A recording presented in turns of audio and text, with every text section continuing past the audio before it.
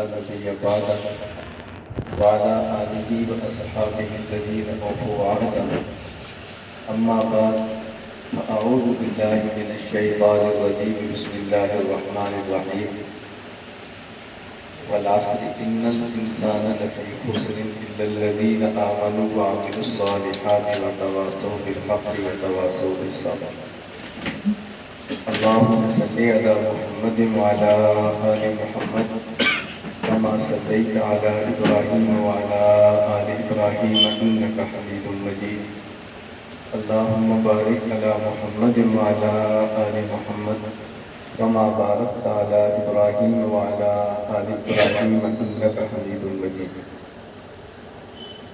اللہ تعالیٰ نے سورۃ العصر میں قسم اٹھا کر ایک مضمون بیان فرمایا۔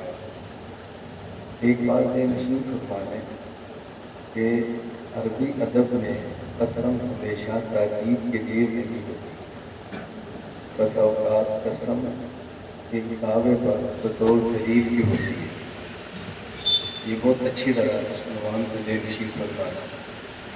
قسم ہمیشہ تاکید کے لیے نہیں ہوتی، کبھی قسم ایک دعویٰ پر بطور دلیل کی ہوتی ہے۔ اللہ تعالیٰ نے قرآن کریم میں ایک دعویٰ فرمایا۔ دعویٰ کیا ہے؟ ان الانسان لفی خسر الا الذین آمنوا وعملوا الصالحات وتواصوا بالحق وتواصوا بالصبر۔ آپ کی علماء کرام ہیں زیادہ تعداد ہے، اس لیے میں یہ باتیں بڑے اختصار سے عرض کر رہا ہوں جامعیت کے ساتھ۔ قرآن کریم کا ترجمہ کرنا سیکھیں۔ قرآن کریم نہایت فصیح زبان میں بات کرتا ہے۔ ہمارے ترجمے کی خوش خوشی کو دیکھ کر سامع سمجھتا ہے شاید قرآن میں برابر نہیں۔ اس لیے میں ترجمہ کرنے لگا محسوس سمجھیں۔ اللہ نے دعویٰ کیا فرمایا ہے؟ وہ انسان کامیاب ہوگا، نمبر 1 اس کا عقیدہ ٹھیک ہو، نمبر 2 عمل سنت کے مطابق ہو، نمبر 3 صحیح عقیدہ مصنون اول کی دعوت دیتا ہو، نمبر 4 دعوت پر مشکل آئے تو میدان چھوڑ کر دوڑے نہیں، یہ دعوت ہے۔ ترجمہ سمجھے؟ ان الانسان لفی خسر الا الذین آمنوا، یہ حسر کے ساتھ ترجمہ ہوگا۔ اللہ فرماتے ہیں وہی انسان کامیاب ہوگا، نمبر 1 اس کا عقیدہ ٹھیک ہے، آمن، نمبر 2 اس کا عمل سنت کے مطابق عمل الصالحات، نمبر 3 صحیح عقیدہ اور مصنون عمل کی دعوت دیتا ہے تواصل بالحق، نمبر 4 تکلیف آئے تو ڈٹ تواصل بالصبر۔ یہ ہے دعویٰ۔ اس دعوے پر دلیل کیا ہے؟ دعوے پر دلیل کیا ہے؟ میں جب بھی دعویٰ کرتا ہوں دلیل دیتا ہوں، آپ دعویٰ کرتے ہیں دلیل دیتے ہیں، اللہ دعویٰ کرتا ہے اس میں دلیل دیتے ہیں۔ دلیل کیا ہے؟ والعصر، یہ دلیل ہے۔ اللہ فرماتے ہیں قسم ہے زمانے کی۔ العصر سے مراد انسانی تاریخ ہے، آدم سے لے کے تمہارے وجود تک۔ یہ میری دلیل ہے کہ تم پوری تاریخ دیکھ لو کامیاب ہو۔ یہ والعصر اللہ نے دعوے پر دلیل دی، قسم ہے زمانے کی۔ کیا معنی؟ اللہ فرماتے ہیں کہ پوری انسانی ہسٹری اس بات پر گواہ ہے کہ اس دنیا میں وہی کامیاب ہوا ہے جس کا عقیدہ چلتا ہے، جس کا عمل کیا، جو دعوت دیتا تھا اور پھر ڈٹ جاتا تھا۔ یہ پوری تاریخ اس بات پر گواہ ہے۔ تو اس میں ان الانسان لفی خسر سے آخر تک دعویٰ ہے اور والعصر اس کی دلیل ہے۔ تو اگر ہم چاہتے ہیں کامیاب ہوں تو ہماری کامیابی کے اندر پہلی چیز کیا ہے؟ ہمارا عقیدے کا ٹھیک ہونا۔ دین کے جتنے بھی ہم اعمال کریں، دین کے جتنے بھی شعبے ہیں، یہ سب دین کی عمارت ہے، اور عقائد اس عمارت کی زمین ہے۔ زمین نہ ہو عمارت قائم نہیں ہوتی، زمین کچی ہو عمارت گر جاتی ہے۔ یہ جو گراؤنڈ ہے یہ عقائد ہے، اس کے اوپر کوئی کمرے ہیں، کوئی کمرہ نماز ہے، کوئی کمرہ روزہ ہے، کوئی کمرہ تبلیغ ہے، کوئی کمرہ سیاست ہے، کوئی کمرہ جہاد ہے، یہ سارے کمرے ہیں۔ اصل کیا ہے؟ زمین۔ تو دین ایک تعمیر اور عمارت ہے، جس کا جو گراؤنڈ اور زمین ہے وہ عقائد ہے۔ اس لیے قرآن کریم میں اللہ نے یہ بات بارہا سمجھائی ہے، اگر عقیدہ ٹھیک نہیں، میں یہ بات اللہ کی قسم اٹھا کر کہہ رہا ہوں، اگر عقیدہ ٹھیک نہیں اور کسی شخص کے نامہ اعمال میں ایک بھی گناہ نہ ہو، وہ جنت کی خوشبو بھی نہیں سونگھ سکتا۔ اور اگر ایک شخص کا عقیدہ درست ہو اور اس کے نامہ اعمال میں ایک بھی نیکی نہ ہو، اللہ کی قسم وہ جنت میں ضرور جائے گا۔ ہماری پوری محنت کس پر ہے؟ اعمال پر۔ اعمال کی محنت ہونی چاہیے، اس میں کوئی شک نہیں ہے، لیکن سب سے بڑی بنیاد کیا ہے؟ عقائد۔ اللہ تعالیٰ کیا فرماتا ہے؟ ان الذین کذبوا بآیاتنا واستکبروا عنہا لا تفتح لهم ابواب السماء ولا يدخلون الجنہ حتی یلج الجمل فی سم الخیاط۔ جس طرح سوئی کے سوراخ میں اونٹ کا داخل ہونا ناممکن ہے، اسی طرح فاسد العقیدہ شخص کا جنت میں داخل ہونا ناممکن ہے۔ آپ سمجھتے ہیں عقائد کتنے ہم ہیں؟ میں پاگل نہیں ہوں، میں پاگل نہیں ہوں، گھر پر چھوڑ کر کے گھر پر دنیا میں پھرتا ہوں، میں پاگل نہیں ہوں۔ جب عقیدہ سب سے اہم ہے، اس کا معنی اس کی بدنامی بھی سب سے اہم ہے۔ بنیاد عقیدہ ہے۔ کوئی شخص اعمال پر محنت کرے گا، لوگ اس کو دیکھ کہیں گے، عقیدے پر محنت کرے گا اس کو شرارتی کہیں گے، کٹا ہے، فرقہ واریت ہے، شرارت ہے، مجبور ہوئی ہے۔ جو اس بدنامی کو سہ سکتا ہے وہ میدان میں اترے، جو نہیں سہ سکتا وہ اپنے گھر میں بیٹھے، اس کو ضرورت نہیں ہے میدان میں اترے۔ بڑے چیز، بڑے شکار کے لیے بڑے دل چاہیے، بڑے شکار کے لیے چھوٹے دل سے آدمی کسی جنگل میں جائے گا تو رگڑا جائے گا۔ میں اس کی گزارش کر رہا ہوں کہ یہ سب سے اہم چیز عقیدہ ہے، اور یہ اللہ کا قسم اٹھا کر بات سمجھا رہا ہے، بڑے انسان کا عقیدہ ٹھیک ہونا چاہیے۔ اور عقائد کی بنیاد کیا ہے؟ توحید۔ عقائد کی بنیاد کیا ہے؟ نبوت۔ عقائد کی بنیاد کیا ہے؟ قیامت۔ توحید میں بنیاد کیا ہے؟ اللہ کی ذات، اللہ کی صفات، اللہ کے اسماء۔ نبوت میں بنیاد کیا ہے؟ نبی کی ذات، نبی کے صفات۔ قیامت میں بنیاد کیا ہے؟ قیامت صغریٰ، قیامت کبریٰ۔ موت کے بعد حشر تک قیامت صغریٰ ہے، اور حشر کے بعد قیامت کبریٰ ہے۔ ممات اب تک قیامت، مرتے انسان کی قیامت صغریٰ شروع ہو جاتی ہے، اعمال کا دروازہ بند ہے، حساب شروع ہو جاتا ہے۔ اور عقائد پر انسان کو شرح صدر ہونا بہت ضروری ہے، بہت ضروری۔ ہمارے اکابر علماء دیوبند نے اتنا لکھ دیا ہے، اتنا لکھ دیا ہے کہ آپ کو مزید کسی تحقیق کرنے کی کوئی ضرورت نہیں ہے۔ میں اس لیے دنیا بھر میں حضرات سے گزارش کرتا ہوں کہ میں اہل سنت و جماعت احناف دیوبند کا محقق نہیں ہوں، ناقل ہوں اور شارح ہوں، بس ان کی بات بتاتا ہوں اور انہیں کی بات سمجھاتا ہوں۔ ناقل کا معنی سمجھ گئے؟ میں لفظوں کا ترجمہ بھی کرتا ہوں تاکہ الجھن نہ رہے۔ نقل کا معنی بھی ہے، سمجھے اسکول کے پرچوں میں نقل ہوتی ہے، یہ بھی نقلیں مانتا ہے، میں وہ نقل نہیں کرتا۔ ناقل کا معنی کیا ہے؟ اپنے اکابر کی بات بتاتا ہوں، اور شارح کا معنی انہیں کی بات سمجھاتا ہوں۔ یہ جتنے ہمارے حضرات دائیں بائیں دیکھتے ہیں، اس لیے کہ انہوں نے یا اکابر کو پڑھا نہیں ہے یا پڑھا ہے تو سمجھا ہے۔ اور جتنی ہم یہ باتیں کرتے ہیں، آخر یہ بھی تو انسان تھے، آخر ان سے غلطی نہیں ہو سکتی، آخر یہ بھی تو بشر تھے۔ میں ایک جملہ کہتا ہوں، جس نے اکابر علماء دیوبند کو نہیں پڑھا یا پڑھا ہے اور نہیں سمجھا، وہ کہتا ہے آخر یہ بھی تو انسان تھے۔ اور جس نے ان کو پڑھا ہے اور سمجھا ہے، وہ کہتا ہے یہی انسان ہے۔ جملہ سمجھا ہے؟ جنہوں نے اکابر علماء دیوبند کو نہیں پڑھا یا پڑھا ہے اور نہیں سمجھا، وہ کہتے ہیں یہ بھی تو انسان ہے۔ جس نے پڑھا ہے اور سمجھا ہے، وہ کہتے ہیں یہی انسان ہے۔ ہم انسانیت ماتھے پر بدنما داغ، ہم تو اپنے آباء و اجداد کی وراثت کو سنبھال بھی نہیں سکے، مزید ہم نے کام کر کرتے ہیں۔ اس لیے اپنے اکابر کو سمجھنے کی کوشش کرتے ہیں۔ آپ کی نسبت بہت بڑی ہے، کہ دائیں بائیں آپ کو جھکنے کی ضرورت نہیں ہے، دائیں بائیں مت جھکیں، اپنے اکابر کی بات کریں۔ اللہ تعالیٰ ہمیں یہ باتیں سمجھنے کی توفیق عطا فرمائے۔ میں لمبی بات نہیں کر رہا، جس عرض ہی کر رہا ہوں کہ کام بندے کو سمجھ آنا چاہیے، جب تک کام سمجھ نہ آئے تو بندہ پہ بھٹکتا رہتا ہے۔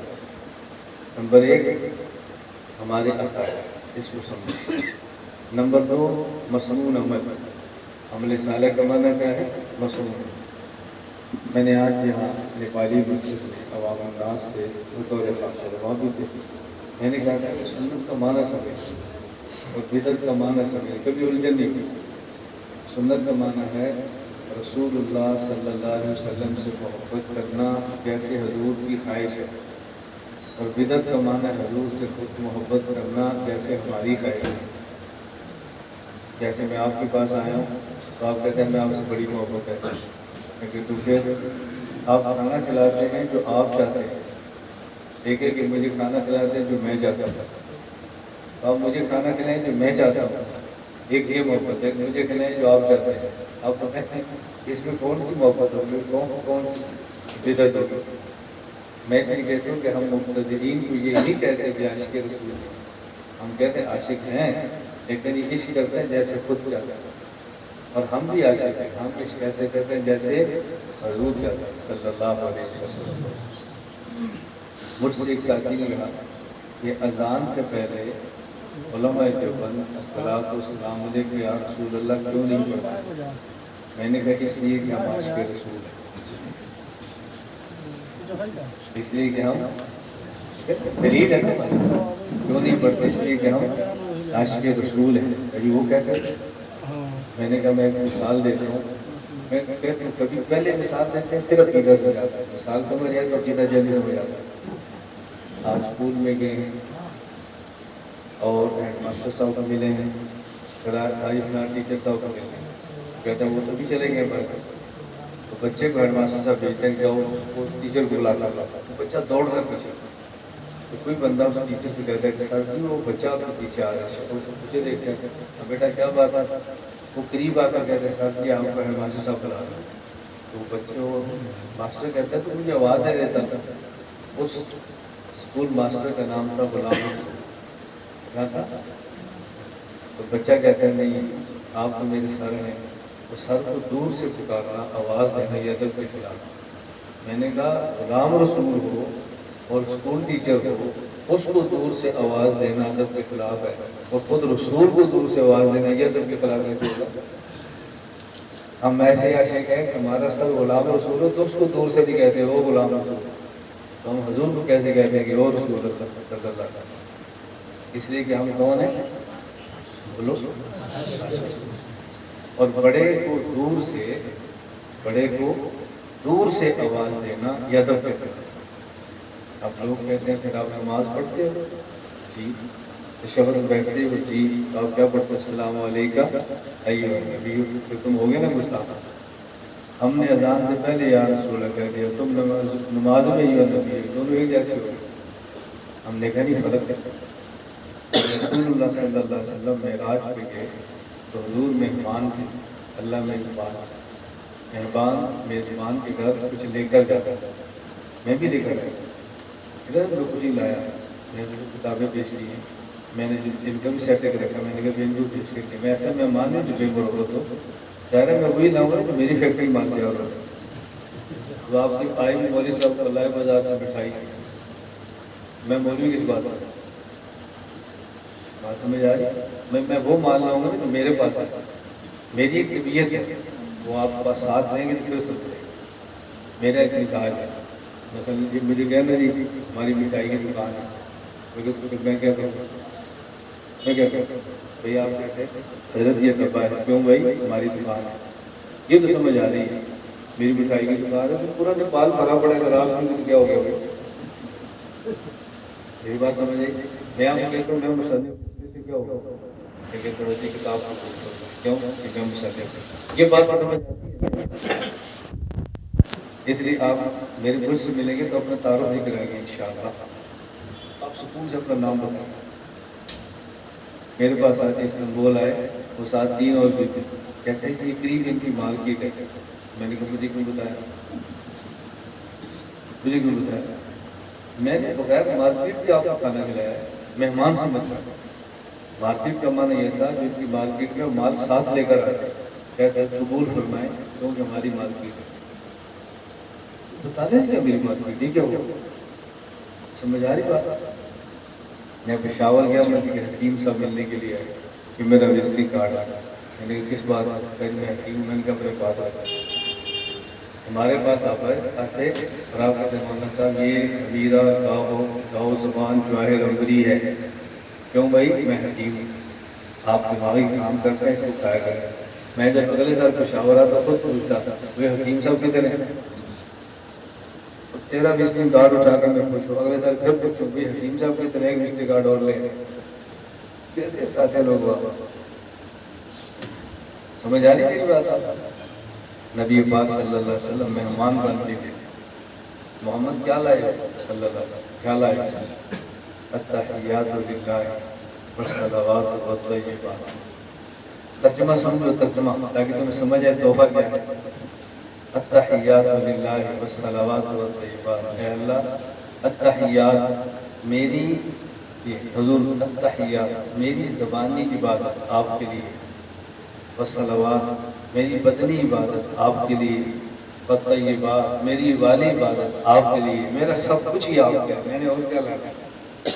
میں تو سب کچھ لے آیا۔ اللہ نے آگے جواب دیا، التحیات تمہاری زبانی عبادت میرے لیے ہے، السلام میرا زبانی سلام تمہارے لیے، الصلوات تمہاری بدنی عبادت میرے لیے ہے، رحمت اللہ میری طرف سے رحمت تمہارے لیے، والطیبات تمہارا مال میرے لیے ہے، میری طرف سے برکتیں تمہارے مال میں، میری طرف سے برکات تمہارے لیے۔ اب تشہد سمجھ لیں، آدمی سمجھے تو تحیات پڑھنے میں مزہ آتا ہے۔ السلام علیکہ ایھا النبی، یہ کس نے فرمایا؟ بولو، اللہ نے خطاب کیا نا، کس کو؟ اب حضور صلی اللہ علیہ وسلم عرش سے فرش پر تشریف، اب آپ نے نماز پڑھی تو پڑھا السلام علیکہ ایھا النبی، حضور کسی کو خطاب فرما گئے؟ جو اللہ نے خطاب فرمایا تھا اس کو نقل کرتا۔ صحابہ نے کہا السلام علیکہ ایھا النبی، صحابہ حضور کو خطاب فرما گئے۔ جو اللہ نے خطاب کیا تھا اس کو، جب ہم کہتے ہیں السلام علیکہ ایھا النبی تو ہم خطاب نہیں کرتے، ہم اللہ کے خطاب کو، آپ اذان سے پہلے یا رسول اللہ کہہ کر حضور کو خطاب کرتے ہو، ہم نماز ایھا النبی کہہ کر اللہ کے خطاب کو نقل کرتے ہیں۔ تمہارا یا ادب والا نہیں ہے، ہمارا یا ادب والا ہے۔ بات سمجھ آئی آپ؟ مجھے تحیات پر بات آئی، حضرت امام اعظم کو بول کر ہمارا تشریف فرمایا، شاگرد بیٹھے، ایک دیہاتی آیا بدو، ہم جیسا سمجھتے ہیں وہ سمجھتا تھا ایسا دیہاتی، اب سمجھے کہ ہم جیسے کا مطلب کیا؟ ہم جیسا دیہاتی آیا، اس نے امام صاحب سے بڑی مجلس سے پوچھا بیواوی او بیواوی، میں بیواوی۔ اس نے کہا بارک اللہ فیکا کما بارک فی راولا، فرمایا آمین۔ وہ کیا کہ چلا گیا۔ یہ منڈو کی شاعری طالب علم بیٹھے ہیں، کیا ہوا ہے امام صاحب؟ یہ استاد جی کیا ہوا؟ شاعری بیٹھے ہیں، کیا کہ چلا گیا۔ امام صاحب فرمایا اس نے مرشا کر مسئلہ پوچھا ہے، التحیات للہ والصلوات والطیبات، اس میں دو واو ہے، ایک ہے التحیات للہ والصلوات والطیبات، ایک واو۔ یہ پوچھتا ہے ہم حدیث میں دو التحیات آتے ہیں، کون سا پڑھے، دو واو والا یا ایک واو والا؟ میں نے کہا بواوی، دو واو والا۔ اس نے پھر خوش ہو کر مجھے بدو نے دعا دی، لا شرقیت ولا غربیت، زیتون کا درخت ایسا ہے کہ مشرق اور مغرب میں ایسا درخت نہیں ہے۔ اس نے کہا بارک اللہ فیکا کما بارک فی راولا، جس طرح خدا نے زیتون کے درخت میں برکت رکھی ہے، وہ جیسا مشرق و مغرب میں کوئی نہیں، تو جیسا مولوی مشرق و مغرب میں کوئی نہیں۔ میں نے کہا بات سمجھ آ رہی ہے؟ تو میں خیر کہہ رہا تھا مصنون امن پہ بات کر رہا ہوں، حضور سے ایسے محبت کرو جیسے، بولو حضور چاہتا ہے۔ اذان سے پہلے یا نہ پڑھو، حضور نہیں چاہتا، نماز میں یا پڑھو، حضور چاہتا ہے۔ یہ ہے محبت۔ اس لیے میں نے کہا عقیدہ بھی ٹھیک ہو اور مسنون عمل کی دعوت ہو۔ اب مسنون عمل کی دعوت ہم تب دیں گے نا مسنون عمل کو سمجھیں گے، سنت کا مفہوم کو کھلے پھر سنت کی بات بھی سمجھائیں گے۔ یہ انتہائی بنیادی بات میں عرض کروں، اللہ میں بات سمجھنے کی توفیق عطا فرمائے۔ نمبر 1 عقیدہ ٹھیک، نمبر 2 عمل مسنون، نمبر 3 تواصل بالحق تواصل بالصبر۔ میں نے ایک ترجمہ اس کا کیا، دوسرا ترجمہ یہ اب علماء کے لیے، پہلا عوامی تھا، پہلی بات سب کے لیے، عقیدہ ٹھیک ہو، عمل مسنون ہو، صحیح عقیدہ مسنون دعوت دیتا ہو اور دعوت پر مشکل آئے تو پھر برداشت کرے۔ دوسرا ترجمہ یہ ہے، بات سمجھنا، ایک ہے صحیح عقیدہ اور ایک ہے عمل۔ عقائد میں فساد آتا ہے شبہات کی وجہ سے، عقائد میں فساد آتا ہے شبہات کی وجہ سے، اور اعمال میں فساد آتا ہے شہوات کی وجہ سے۔ شہوات کا معنی خواہش، تو صبح نماز تو نہیں پڑھی، یہ خواہش ہے نا، اٹھنے کو دل نہیں کر رہا، یہ کوئی شبہ تو نہیں ہے نا فجر کی نماز میں، اس کا کیوں نہیں دی، بس سستی ہو گئی ہے، یہ شبہ تو نہیں ہے نا۔ تو عقائد میں فساد آتا ہے شبہات کی وجہ سے، اور اعمال میں فساد آتا ہے بولو شہوات۔ شہوات کا معنی ہمارے شہوت کا معنی یہ ہے کہ ٹینشن ہو رہی ہے، شہوات کا معنی خواہشات۔ قرآن شہوت چاہنے کو کہتے ہیں، ما لا تشتہی انفسکم، قرآن شہوت کا معنی کہتے ہیں چاہنا۔ میں خیر بات سمجھا رہا ہوں، اللہ فرماتے ہیں تواصوا بالحق۔ کامیاب وہ شخص ہوگا، نمبر 1 عقیدہ ٹھیک ہو، نمبر 2 عمل سنت کے مطابق ہو، نمبر 3 عقیدے میں فساد کا ازالہ کرے، شبہات کا ازالہ کرے، تواصوا بالحق، شبہات کا ازالہ کرے، تواصوا بالصبر، اور خواہشات کا امالہ کرے۔ عقائد کی اصلاح کرے شبہات کو دور کر کے، اور اعمال کی اصلاح کرے خواہشات کا علاج کر کے۔ یہ علماء کے ذمہ ہے، یہ کس کے ذمہ ہے؟ عوام کے ذمہ نہیں، علماء کے ذمہ۔ ایک مولوی ہے، 500 مقتدی ہے، ایک مولوی کا عقیدہ ٹھیک ہونا اتنا ضروری ہے جتنا 500 مقتدیوں کا عقیدہ ٹھیک ہونا ضروری نہیں ہے۔ ایک مولوی نے جراب پہنی اور مسح کر لیا تو 500 مقتدیوں کی نماز نہیں ہوگی، اور اگر 500 میں سے 400 مقتدی بھی جراب پر مسح کر کے نماز پڑھ لیں، امام کی بھی ہو جائے گی، 100 کی بھی ہو جائے گی، اور ایک امام خراب ہو گیا تو کسی کی نماز پڑھ لیں۔ تو زیادہ ٹھیک ہونا کس کا ضروری ہے؟ جی امام کا، اور ہم ٹھیک کس کو کرتے ہیں؟ عوام۔ ہمیں فکر پڑی ہے ان کی، یعنی میں آتے میرے مفسر سے پوچھا، میں نے آتی کیا کہنے کا، میرے جلسے نہ کرائیں، مجھے مولوی 4-5 دے دے، 3 دن میرے ساتھ بیٹھے، بس میں خوش ہوں، 4-5 مولوی دے اور مجھے 3 دن کمرے بند کرتے، میں خوش ہوں۔ ایک عالم کا ٹھیک ہونا پورے نیپال کا لائن پہ چڑھ جاتا ہے، ایک عالم کا لائن پہ چڑھنا پورے نیپال کا لائن پہ چڑھ جاتا ہے۔ اللہ کے لیے ان باتوں کو سمجھنے کی کوشش کریں، اللہ تعالیٰ مجھے اور آپ سب کو توفیق عطا فرمائے۔ تو میں نے تھوڑا سا ہلکا سا اشارہ کیا کہ عقائد پر کتنا، خود ہی دیکھیں اب جتنی بات میں کر رہا ہوں عقیدے پر کر رہا ہوں، بولو سمجھ آ رہی ہے؟ میری رعایت نہیں کرنی، سمجھ آ رہی ہے؟ بولو مزہ آ رہا ہے؟ پھر یہ کیوں کہتے ہیں عقائد بہت خشک ہیں، عقائد بہت خشک ہیں، لوگ تنگ آتے ہیں؟ ہم یہ نہیں کہتے میں نالائق ہوں، مجھے عقیدہ بیان کرنا نہیں آتا، یہ عقائد بہت خشک ہے۔ کہاں خشک ہے؟ یہ تو ہنس رہے ہیں آپ کہتے ہیں خشک ہے، یعنی ہم نے علم الکلام کو اتنا مکروہ بنا دیا ہے، ہم اس کو بیان کرتے بہت خشک ہے، بہت خشک ہے۔ میں نے کہا کیسے خشک ہے؟ ہم 3 گھنٹے بیان کرتے ہیں، سنتے رہتے ہیں۔ اللہ ہم سب کو بات سمجھنے کی عطا فرمائے۔ تو جس طرح مولانا فرما رہے ہیں، مجھے بڑی خوشی ہے، میرا تو کوئی پہلا سفر نہیں ہے، پہلے اچانک آیا تھا، اب تھوڑا سا بتا کر آیا ہوں، آئندہ دفعہ اور تھوڑا سا بتا کر آ جائیں گے۔ کیسے فرما رہے ہیں؟ بہت سارے انگلینڈ میں انڈیا کے ساتھ مجھ سے ناراض ہوئے، بڑے سخت میسج بھی کیے، میں نے پھر جواب دیا ان کو، میں نے کہا کہ اچانک آئے ہیں، میں نے خود منع کیا ہے، آپ نہ ہو، فضا خراب ہوتی ہے، ماحول چلنے دو، میزبان کی رعایت کرنا بہت ضروری ہے، مجھے میزبان نے کہا بندے لائن منع کر دیا، چھوڑ دو، پھر سے ترتیب سے کام کریں گے. تو آپ نیت رکھو کہ ہم نے انشاءاللہ اس ملک کے قانون کا خیال رکھتے ہوئے اپنے دین کا کام کرنا ہے. میری پوری بات سمجھ آ گئی؟ اس ملک کے قانون کا خیال رکھتے ہوئے دین کا کام کرنا ہے. میں آخر میں ایک جملہ کہہ کر بات ختم کر دیتا ہوں. یہ جملہ یاد رکھو، اسلام کو چھوڑیں گے نہیں، قانون کو توڑیں گے نہیں. کیا؟ اسلام کو چھوڑیں گے نہیں، اسلام کو چھوڑیں گے نہیں، قانون کو توڑیں گے نہیں. اسلام کو چھوڑیں گے تو جہنم میں جائیں گے، قانون کو توڑیں گے تو جیل میں جائیں گے. میں چاہتا ہوں جہنم میں چلے جائیں، جیل میں چلے جائیں. کتنا آسان لگا. اسلام کو بولو چھوڑیں گے نہیں، قانون کو توڑیں گے. یہ لکھ کے ہے جملہ. میں مذاق نہیں کرتا، میں تو چھوٹے چھوٹے جملے لکھواتا ہوں. لکھو اس کو، اپنے پاس محفوظ رکھو. اسلام کو چھوڑیں گے نہیں، قانون کو چھوڑیں گے. اسلام چھوڑیں گے تو جہنم، قانون چھوڑیں گے تو جیل میں. میں کئی بار سمجھاتا ہوں. رات بھی ایک ساتھی آئے تھے، مجھے انہوں نے کہا دعا فرمائے اللہ میں ثابت کر کے رکھے. میں نے کہا یہ دعا میں نہیں کر سکتا، یہ دعا میں نہیں کر سکتا.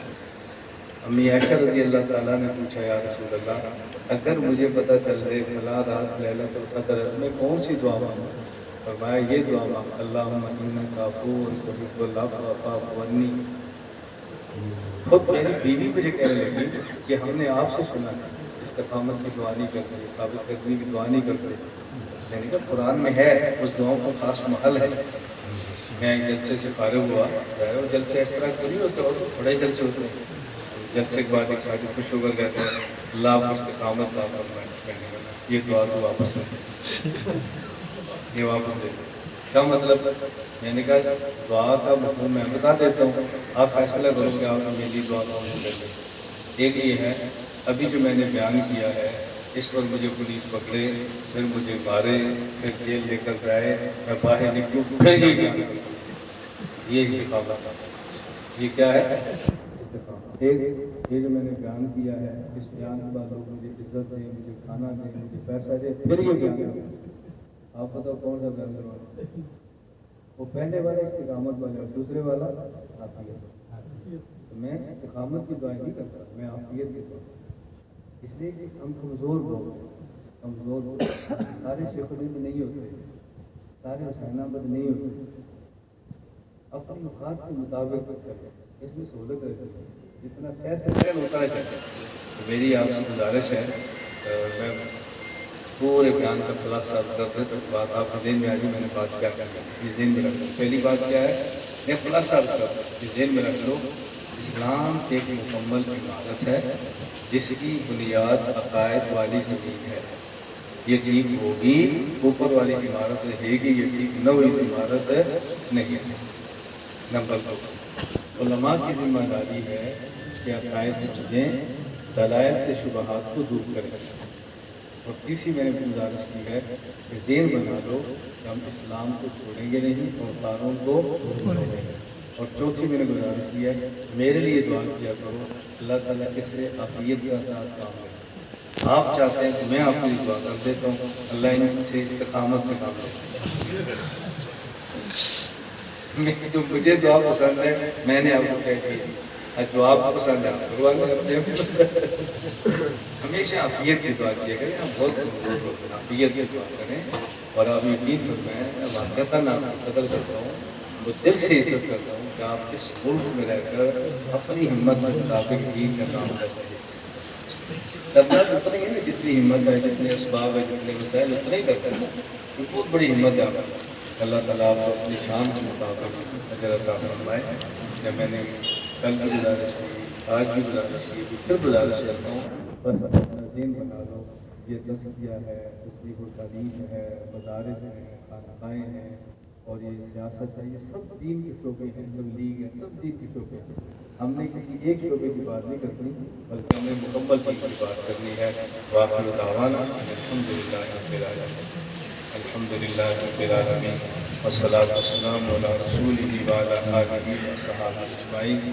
اے اللہ ہم سب کے گناہوں کو معاف فرما دے، خطاؤں سے درگزر فرما دے، جائز احکام پورا فرما دے، عافیت کے ساتھ ہمیں اور ہماری نسلوں کو دین کی مقبول خدمت کی توفیق عطا فرما دے، خاتمہ ایمان کو فرما دے. وصلی اللہ تعالی علی رسولہ خیر خلقہ محمد وعلی آلہ وصحبہ اجمعین. آمین برحمتک یا ارحم الراحمین.